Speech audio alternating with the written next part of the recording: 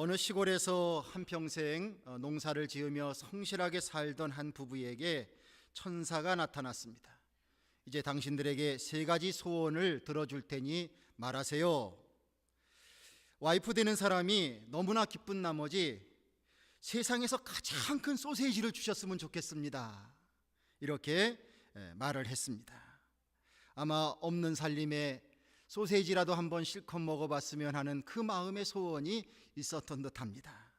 그 소원대로 갑자기 퐁 하고 가장 처음 본 큰 소세지가 나타나게 되었습니다.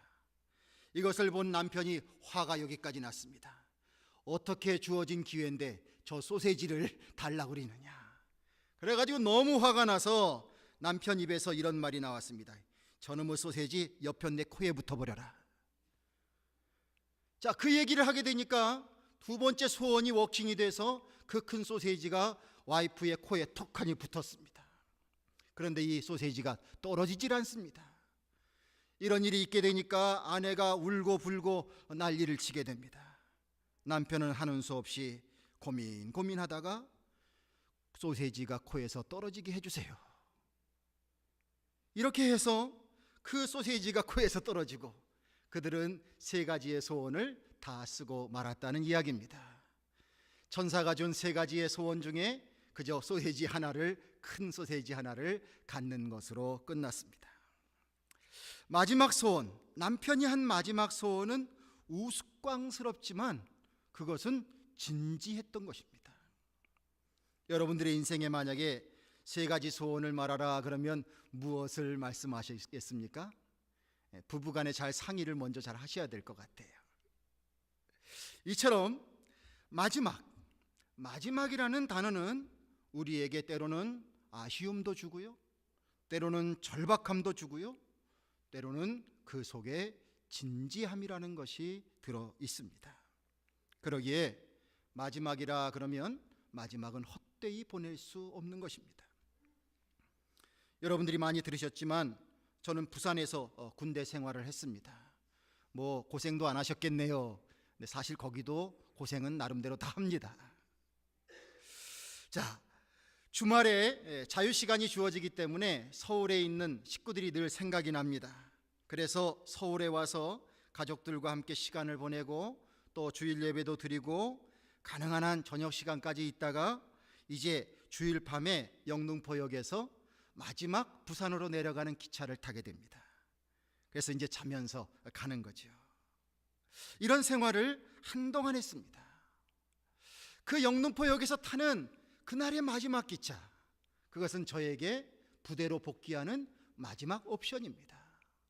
그러기에 아무리 집에서 나가기 싫어도 나가야 되는 거죠. 사랑하는 가족들을 뒤로 하고 마지막 기차를 타러 가는 저의 마음은 얼마나 애절했겠습니까? 마지막은 진지한 것입니다. 예수님이 십자가에 죽기 전에 제자들과 마지막 시간을 보내고 있는 사건들을 오늘 말씀 속에서 우리는 보게 됩니다. 진지한 순간입니다. 선생님으로서 제자들에게 마지막 교육을 시킬 수 있는 기회를 맞이하고 계신 것이지요. 진지한 인생의 가르침을 주고 신앙의 가르침을 주는 것입니다. 예수님이 보여주신 것이 어떤 것인지 말씀을 통해서 한번 살펴보고자 합니다. 1절 말씀을 보면 유월절 전에 예수님께서 본인이 이제 세상을 떠나 하나님 아버지께로 돌아가실 때가 이른 것을 아시고 어떻게 표현이 되어 있냐면 세상에 있는 자기 사람들을 사랑하시되 끝까지 사랑하시니라, 이렇게 말씀하고 있습니다. 공생애를 마감하실 날이 얼마 남지 않았습니다. 그러기에 예수님은 이 땅에 있는 자기 사람들을 사랑하시는 그 사랑을 끝까지 베풀어 주시는 일에 최선을 다하고 계시는 하루하루의 삶을 사셨다는 것입니다. 여러분, 예수님도 짧지만 공생애를 사시고 하나님의 편에 가셨습니다. 우리도 마찬가지입니다. 아무리 이 세상에 좋은 것이 많다고 해도 천년 만년 이 땅에 살아갈 수 없는 것이 우리들의 인생인 것을 우리는 앞서가신 분들을 통해서 깨닫게 됩니다. 때로는 힘들어서 나도 모르게 내 입에서 아이고 죽겠네, 아이고 죽겠네, 그렇게 말씀들을 하시지만 그렇게 말씀들을 안 하셔도 하나님께서 어느 날 너 와야 되겠다라고 하신다면 꼼짝없이 가야 되는 것이 우리들의 인생입니다. 그러기에 후회 없이 여러분들과 연관된 사람들을 많이 사랑하고 사시게 되길 간절히 바랍니다.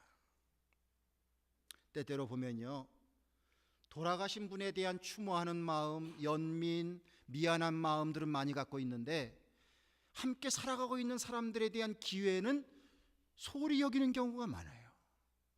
제일 우스꽝스러운 모습이 무엇이냐면요, 돌아가신 분 제사를 모시기 위해서 같이 모여가지고 제사 준비하는 것부터 삐그덕삐그덕 거리더니 제사 드리고서 한판 대판 싸우고서 헤어지는 거예요. 아니, 세상에 이렇게 어리석은 행동이 어디 있습니까? 여러분들 옆에 있을 때 잘하시길 바랍니다. 옆에 있을 때 잘하세요. 옆에 있을 때 잘하겠습니다, 그런 마음의 각오로 좀 사시길 바랍니다. 한번 따라 하십시다. 옆에 있을 때 잘합시다. 네, 한번 각오를 서로 다짐하시길 바랍니다. 네, 옆에 있을 때 잘합시다. 네. 남 보고 자꾸 잘하라고 그러지만 마시고 우리가 서럽게 잘하자는 겁니다. 예수님이 최후의 만찬을 하시고서 그리고 이제 최후의 만찬을 하실 때에 이제 겉옷을 벗으시고 자리에서 일어나셔서 수건을 허리에 두르시고 또 물을 담아서 제자들의 발을 씻어주시고 또 수건으로 닦아주시고 소위 세족식을 하셨습니다. 여러분, 지금 이 장면은 어떻게 보면 너무 황당한 장면입니다. 지금 우리는 신앙의 전통으로 가끔씩 그런 일을 행할 수 있지만 그 당시에는 도저히 상상할 수 없는 일이 벌어진 겁니다. 발은 신체 중에 불결한 곳이다 라는 생각들을 많이 합니다. 더운 지방에서는 더 심한 것이지요. 그래서 혹시 발을 씻어준다면 종이 주인의 발을 닦아주거나 아니면 집에 손님이 왔을 때에 주인이 종들 보고 저 손님의 발을 닦아드리라고 그렇게 할 때나 남의 발을 닦아주는 것입니다. 그런데 예수님이 제자들의 발을 씻겨서 주십니다. 참 몸둘 바를 모를 만한 행동입니다. 예수님은 스승이시요 그리스도시요 능력자요 치료자요 기적을 베푸시는 분이십니다. 베드로는 그래서 주여, 주께서 내 발을 씻기시나이까? 내 발을 절대로 씻기시지 못하십니다, 이렇게 말했습니다. 이것은 당연한 반응입니다. 그런데도 불구하고 예수님은 내가 너를 씻기지 아니하면 내가 나와 상관이 없느니라 하시면서 그의 발을 씻겨주시고 제자들의 발을 다 씻겨주셨습니다. 그리고서 말씀하시기를 내가 주와 또는 선생이 되어 너희의 발을 씻겼으니 너희도 서로 발을 씻는 것이 옳으니라, 이렇게 말씀해 주셨습니다. 혹시 다른 사람들의 발을 씻어주신 경험이 있으십니까? 혹시 있다면 그때의 느낌이 여러분들은 어떠셨습니까? 때로는 내 스스로 내 자신도 내 발을 스스로 손을 대서 닦고 싶지 않을 때도 있어요. 그래서 물을 틀어놓고 그저 발로 이렇게 쓱쓱쓱쓱 비비는 그런 때도 있습니다. 하물며 남의 발을 씻어준다고 하는 것은 그리 쉬운 일이 아닙니다.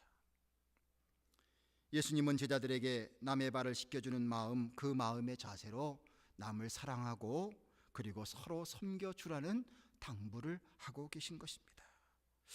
우리가 하기 싫어도 예수님께서 그렇게 하셨으니, 선생 되신 또 주님 되신 예수님께서 그렇게 하셨으니 우리도 그렇게 하라고 주님이 일러주고 계십니다. 이 말씀은 곧 우리에게 일러주시는 이웃사랑을 이렇게 실천하라고 말씀해 주시는 것입니다. 사실 여러분들, 우리의 몸은 본능적으로 이기적입니다. 편안함을 추구하고 싶은 마음이 굴뚝 같아요. 막 뛰다 보면 좀 걷고 싶은 생각이 들겠죠? 걷다 보면 좀 앉고 싶은 생각이 있겠죠? 앉아 있다 보면 좀 들어 눕고 싶은 생각이 있겠죠? 이런 욕망이 우리들에게 늘 편안을 추구하는 욕망이 우리에게 찾아옵니다. 그렇기 때문에 쉬운 일은 내가 하고 좀 힘든 일은 남에게 전가하고 가능한 손 안 대고 코도 좀 풀어보고 그렇게 하고 싶습니다. 서로 사랑한다고 말하면서도 힘든 일은 상대방에게 전가하는 그러한 모습이 사실상은 우리 안에 있습니다. 이것이 서로 채워지지 않아서 가까운 사이에서도 삐걱삐걱하고 왜 도와주지 않느냐 그렇게 서로 다투고 그러지 않습니까? 그런데 이런 이기적인 마음으로 살아가는 인생은 좀 편할 것입니다. 그러나 의미, 기쁨, 보람 이것은 없는 인생이에요. 편안함을 택하는 대신에 삶의 의미와 기쁨과 보람이 찾아오질 않습니다. 오히려 불평이 늘어나고 남을 감화시키고 교훈 줄 수 있는 영향력이 생기지 않습니다. 성도 여러분, 우리는 자기 희생과 솔선수범과 또한 그러한 희생의 사랑의 마음과 삶이 수반되지 아니하면 누구를 훈계하거나 가르친다고 하는 것은 사실 그냥 지적질에 불과하고 맙니다. 그러므로 예수님께서 우리들에게 본을 보여주시는 이 삶의 모습을 우리도 본받으라 하는 것을 우리는 주목해야 할 것입니다. 좀 힘들어도 좀 귀찮아도 신앙으로서 우리가 잘 이겨나가면서 본을 보일 수 있는 삶, 사랑의 마음으로 좀 돌봐줄 수 있는 삶, 발을 씻겨주시지 이렇게 섬길 수 있는 이런 삶을 우리가 살아가야 한다 하는 것을 깨닫게 됩니다. 예수님은요, 세족식을 하신 다음에 무거운 마음으로 제자들에게 입을 떼셨습니다. 21절에 뭐라고 말씀하시냐면 내가 진실로 진실로 너희에게 이르노니 너희 중 하나가 나를 팔리라. 아마 예수님께서 입을 여시는 이 입은 천근만근이었을 거예요. 3년 동안 동고동락했던 제자들, 그 제자들 중에 하나가 예수님을 팔아버린다는 이야기를 하십니다. 예수님은 이미 가룟 유다의 그 마음을 알고 계셨습니다. 그런데 예수님의 대응이 참 특이합니다. 자, 여러분들 인간의 조직을 운영할 때에 흔히 배신을 하거나 역적모의를 하거나 뭔가 그런 낌새가 챙겨지면요, 비상회의를 소집하든지 어떤 방법을 통해서든지 그 세력을 빨리 제거하는 것이 가장 좋은 일입니다. 그런데 가룟 유다에게는 이미 벌써 그가 맡았던 돈꾀에서 돈을 빼돌리고 있는 정황도 있었습니다. 그렇다면 가룟 유다를 그 조직을 위해서 예수님이 빨리 배척을 시키셨어야 될 것 같아요. 그런데 그 사람을 끌어안고 지금 십자가에 달려 돌아가시기 전까지의 상황까지 가고 계십니다. 식사 자리에서, 공개적인 자리에서, 그러나 어떤 사람은 알아들을 수 있고 어떤 사람은 알아들을 수 없는 약간은 간접적인 표현을 통해서 장본인이 있는 자리에서 비로소 예수님이 입을 떼고 계십니다. 저는 예수님의 이런 말씀과 이 태도는 가룟 유다에게 마지막 기회를 주시는 사랑의 배려였다고 봅니다. 예수님이 하나님 품으로 가실 때에 자기의 사람들을 끝까지 사랑하셨다라는 말씀이 지금 유다에게도 적용되고 있는 것을 보게 되는 것입니다. 원수 될 사람, 배반자 될 사람까지 끝까지 사랑하시는 본을 보여주신 것이지요. 제자들은 예수님의 이런 말씀을 들으면서 궁금했습니다. 도대체 누가 예수님을 팔아버리는 배반자가 될까? 그래서 예수님 품에 기대어 있었던 한 제자에게 그게 누군지 물어봐라. 그렇게 얘기했습니다. 예수님께서 말씀을 이어가시기를 내가 한 조각을 찍어다가 주는 자가 그렇게 할 것이다 라고 말씀하신 후에 예수님이 떡 한 조각을 가룟 유다에게 주었습니다. 그리고서는 유다에게 내 하는 일을 속히 하라 말씀하셨어요. 유다는 그 한 조각을 받은 다음에 밖으로 나갔습니다.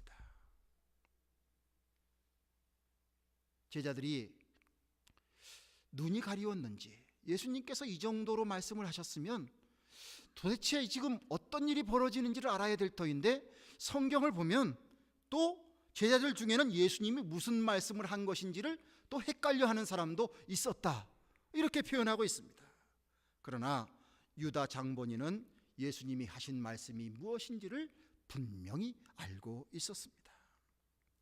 이 장면 또한 너무나 안타까운 장면입니다.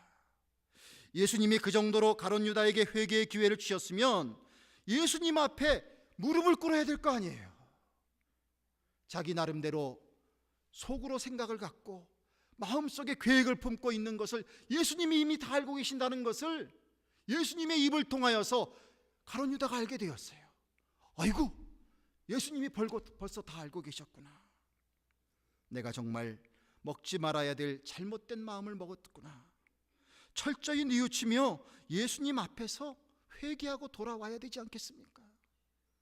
그런데 사탄의 유혹을 따라 예수님을 떠나서 그 자리를 박차고 나가버렸습니다. 그리고서는 예수님을 팔아넘기는 짓을 합니다. 나중에 가룟 유다가 후회를 하죠. 대제사장에게 받은 돈도 다 돌려줍니다. 그리고 너무나 괴로워서 결국은 자살을 하고 맙니다. 그런데 여러분들, 그게 무슨 소용입니까? 참 이 얼마나 답답하고 불행한 인생을 가룟 유다가 택하고 있습니까? 어쨌든 예수님께서는 가룟 유다가 마지막으로 회개할 수 있는 기회를 주께서 끝까지 붙들면서 주고 계셨다는 거예요. 여러분, 사람들마다 용서해주고 기회를 줄 때 다 돌이키고 제 자리를 찾으면 얼마나 좋겠습니까? 그러나 그렇지 못한 사람이 많습니다. 아예 이 가룟 유다처럼 그렇게 돌이키지 못하고 그 시기를 놓쳐버리는 사람도 있습니다. 그러나 꼭 그런 것만도 아닌 것 같아요. 어떤 사람은 회개하고 돌아서죠.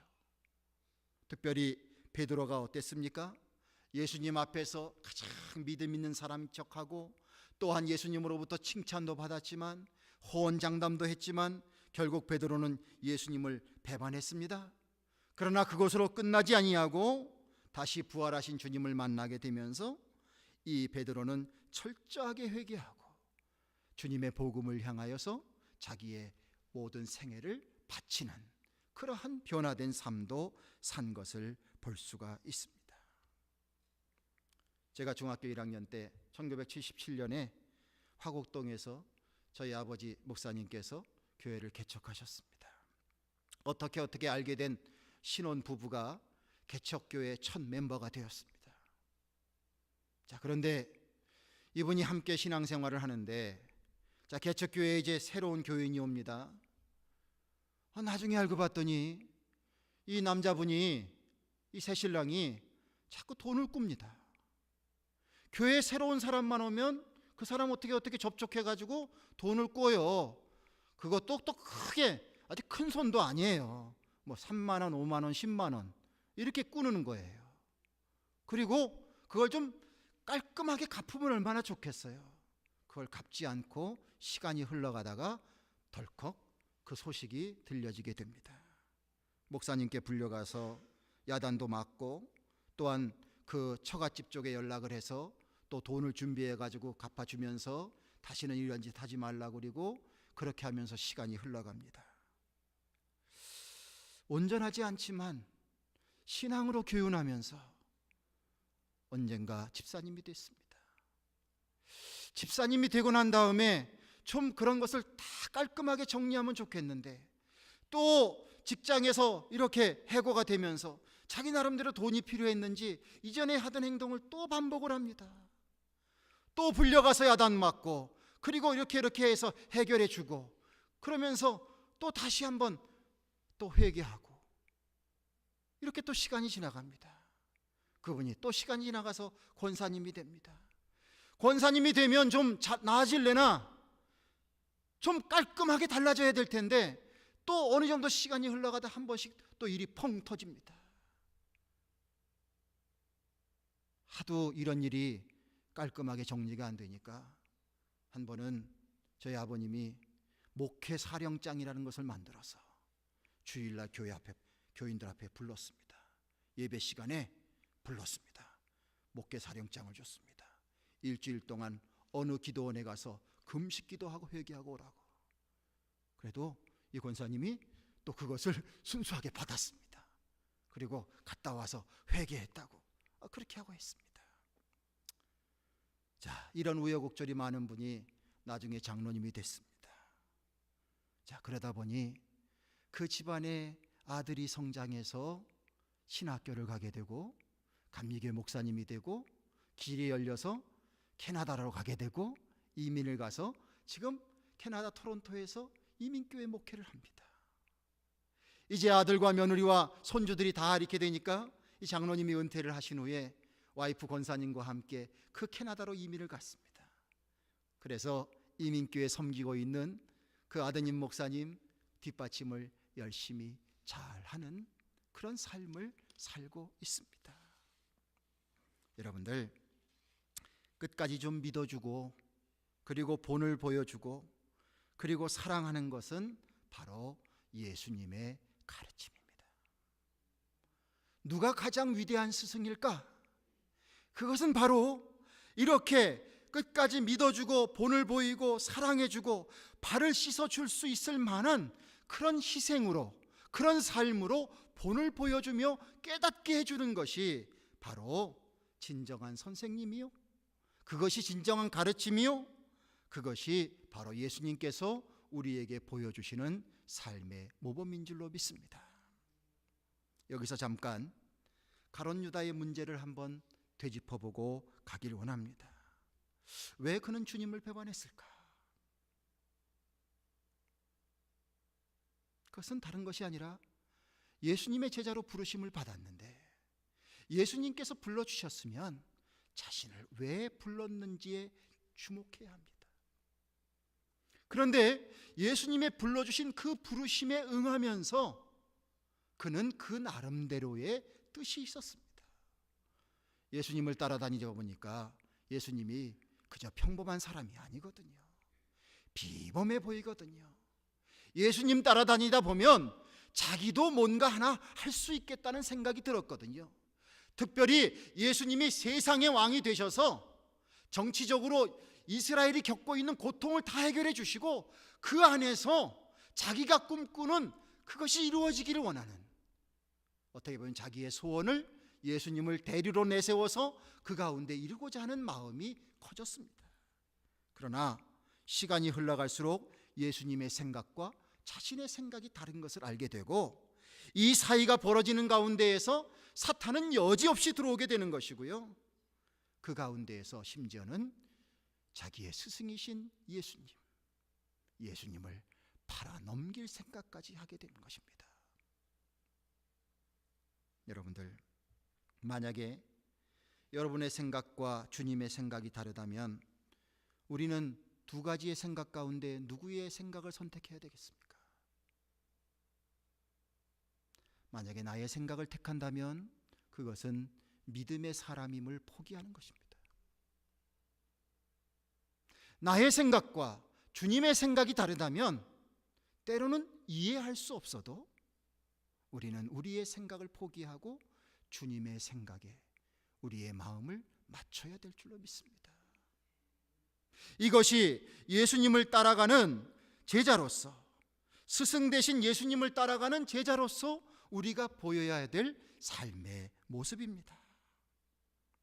주님이 하시는 방식대로 조금은 이해할 수 없어도, 조금은 어려워도 그 예수님의 방식을 내가 받아들이고 예수님의 생각을 수용하고 그 생각대로 살아보는 이 삶을 살아가는 것이, 그것이 바로 제자의 삶인 줄로 믿습니다.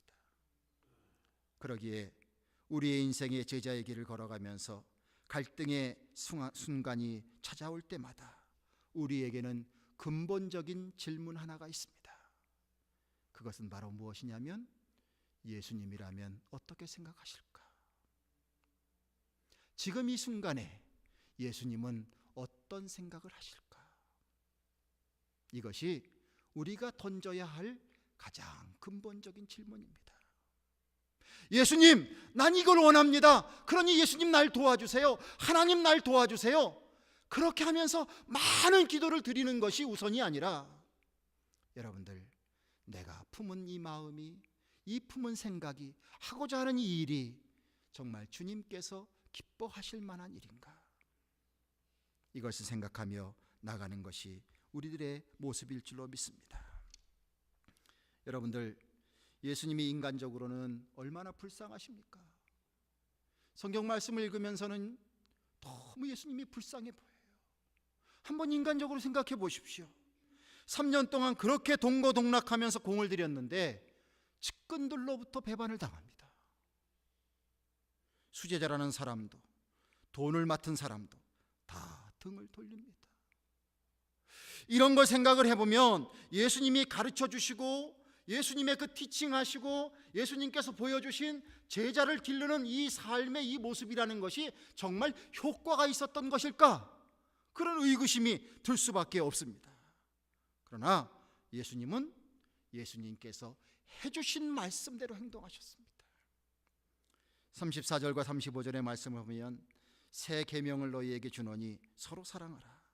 내가 너희를 사랑한 것 같이 너희도 서로 사랑하라. 너희가 서로 사랑하면 이로써 모든 사람이 너희가 내 제자인 줄 알리라. 이렇게 말씀하셨는데요, 예수님은 자신을 배반하는 사람들에게 대하여서 복수를 못하신 것이 아니라 안 하신 거예요. 못하신 것이 아니라 안 하신 것입니다. 예수님을 배신할 마음을 먹고 있었던 가룟 유다도, 그리고 예수님을 부인하는 베드로도 끝까지 사랑하셨습니다. 사랑하라 말씀하시면서 말씀만 하신 것이 아니라 예수님 스스로가 그렇게 사랑을 보여주셨습니다. 사랑이 결국 승리한다는 것을 주님은 알고 계셨고 제자들에게 그것을 가르치고 싶고 계셨고 또한 이것을 직접 보여주셨습니다.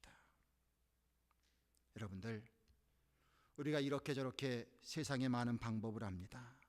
그러나 믿음의 사람은 예수님의 방법이 가장 우선이 되어야 될 줄로 믿습니다. 좀 길게 내다보는 안목이 있어야 합니다. 너무 작은 일에, 작은 사건 하나하나에 이랬다 저랬다 하지 마시고 좀 진득하게 믿음 생활하시기 바랍니다. 그렇게 믿음의 길을 걸어가시길 바랍니다. 예수님 주신 말씀이 진리라고 믿고 조금 힘들어도 좀 붙잡아 보시고, 그리고 시간도 투자하시고 거기에 마음을 쏟아나가시길 바랍니다. 때때로 우리의 마음속에 다른 사람들을 지적하고 싶을 때가 있습니다. 남의 잘못을 들추어내고 다른 사람들을 부도덕한 사람으로 나는 나름대로 의인인 양 말할 수 있습니다. 그러나 만약에 우리가 어떤 청문회 자리에 가서 나도 신상털이를 당한다고 하면 우리가 그 청문회를 잘 통과할 수 있을까요? 아마 어려울 것입니다. 하물며 거룩하신 하나님, 무소부재하시고 전지전능하신 하나님 앞에서 어느 누가 자유로울 수 있습니까? 우리 누구도 하나도 자유로울 사람이 없습니다. 그럼에도 불구하고 이 모양 이 모습 이렇게 살아가는 것은 우리 하나님께서 우리를 너그럽게 봐주고 계시기 때문입니다. 그렇기 때문에 그래도 그리스도인인 채 하나님의 아들, 딸이라고 하는 그런 의식을 가진 채 우리가 살아가고 있지 않습니까? 이미 우리가 하나님의 사랑, 예수 그리스도의 사랑, 그 용서를 충분히 얻고 기회를 얻고 지금 살고 있다는 거예요. 그러기에 우리는 예수님의 말씀을 따는 것처럼 좀 너그러울 필요가 있습니다. 오늘 말씀 속에서 예수님께서는 우리들에게 다른 사람의 발을 씻기라 하셨습니다. 열심을 다해서 다른 사람의 치부를 좀 씻어내주라는 거예요. 예수님처럼 하나님과 이웃 사랑의 삶을 우리의 삶을 통해서 실천하라는 거예요. 그리고 그 모습을 통해서 기회를 주면서 그들에게 진정한 감화를 주라는 거예요. 그래서 그들에게 변화할 수 있는, 진정으로 주님의 마음을 느끼게 하고 변화될 수 있는 그런 삶으로 우리가 서 있기를 주님께서 바라시는 줄로 믿습니다. 교사주일을 맞이해서 우리의 참된 스승이 누구인가를 생각해 보게 됩니다. 그분은 단연코 예수님입니다. 나이가 먹어갈수록, 인생의 경험이 많아갈수록 우리는 쉽게 남에게 교훈을 합니다. 남의 잘못을 지적하기도 하고, 그건 그렇게 해서는 안 된다고 말하기도 하고, 그러나 이 말이 앞서는 것은 결코 좋은 것은 아닌 것 같습니다. 우리가 신앙인이라면 예수 그리스도의 마음의 정신을 가지고 때로는 내가 남의 더러운 발도 씻어주면서 그렇게 우리의 삶을 실천하는 것을 통해서, 삶의 모범을 보이는 것을 통해서 비로소 진정한 예수님의 제자로서 또 누군가에게 그리스도의 사랑을 가르쳐주고 삶의 진가를 가르쳐줄 수 있는 사람이 되어야 되겠다. 이 마음 가지시고 여러분들 주님의 은혜 가운데 예수님 닮아가는 저와 여러분들에게 주님의 이름으로 간절히 축원합니다. 그럴 때 진정한 변화의 역사가 우리의 삶의 터전에서 충만하게 일어나게 될 줄로 믿습니다. 기도하겠습니다. 아버지 하나님, 저희들은 제대로 하지도 못하면서도 우리의 자식들은 더 잘되기를 원하는 기대를 갖고 있습니다. 그러나 아버지 하나님, 우리의 말을 통하여 우리의 자식들이 변화되는 것이 아니라 우리의 살아가고 있는 모습을 통하여 그 모습을 자식들은 그만큼 본받고 있음을 압니다. 오늘 예수님의 삶의 모습을 통하여 정말 예수님의 진한 사랑을 통하여서 발을 씻어주시고 배반자를 끝까지 기회를 주시고 십자가를 지시면서까지 용서해 주시며 그 가운데 사랑을 베풀어 주시는 진정한 가르침을 보여주시는 예수님의 삶을 통하여 우리의 참된 스승 예수님을 나의 스승으로 모신 것이 얼마나 귀한 일인지 우리가 깨달아 보게 되었습니다. 남은 인생 동안 저희들도 이런 사명 감당할 수 있는 믿음의 사람 될 수 있도록 주여 도와주시옵소서.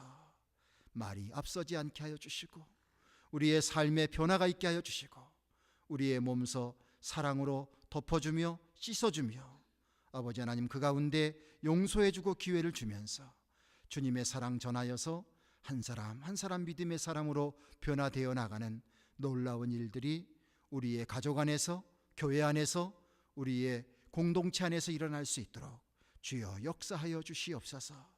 남이 잘하기를 기대하지 아니하고 우리가 먼저 이 일에 감당할 수 있는 참된 주님의 제자 다 되게 하여 주셔서 하나님께서, 예수님께서 잘했다, 착하고 충성된 종아, 주님께서 칭찬해 주시며 우리에게 주시는 하늘의 면류관과 그리고 안식을 주시는 그 삶이 우리에게 주어질 수 있도록 주여 축복하여 주시옵소서. 우리 주 예수 그리스도의 이름을 받들어 간절히 소원하며 기도드리옵나이다. 아멘.